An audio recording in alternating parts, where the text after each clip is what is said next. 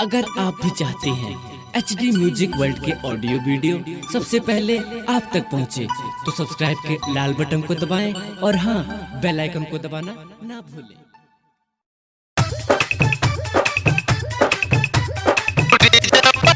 देखो डीजे पर लचका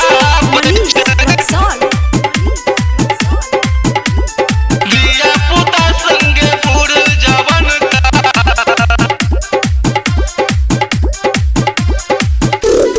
पूजल जाय छै मैया के चरण, मंदिर में दीप जराबै छै, पूजल जाय छै मैया के चरण, मंदिर में दीप जराबै छै।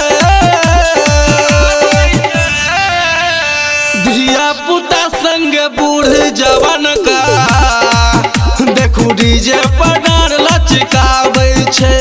धिया पुता संग बूढ़ जवान का देखू डीजे पर डार लचकाबै छै। डीजे पर डार लचकाबै छै। धिया पुता संग बूढ़ जवान का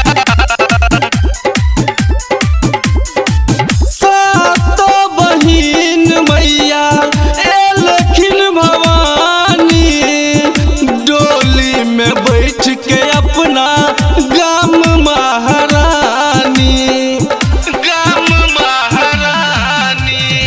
सातो बहिन मैया एलखिन भवानी, डोली में बैठ के अपना गाम महारानी, गाम महारानी।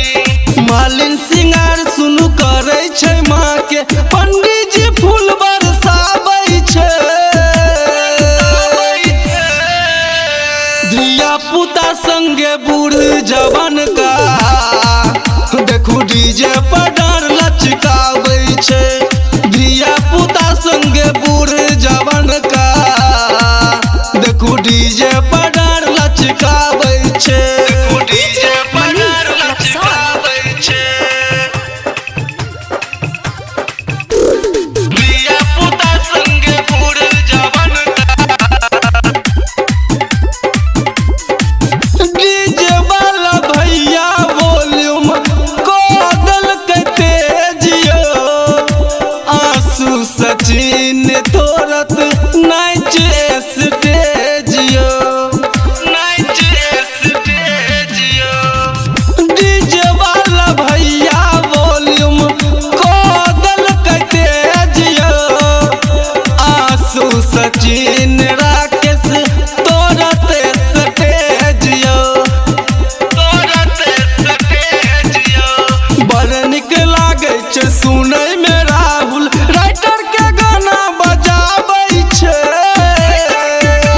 बजाबै छै। धिया पुता संगे बूढ़ जवान का देखू डीजे पर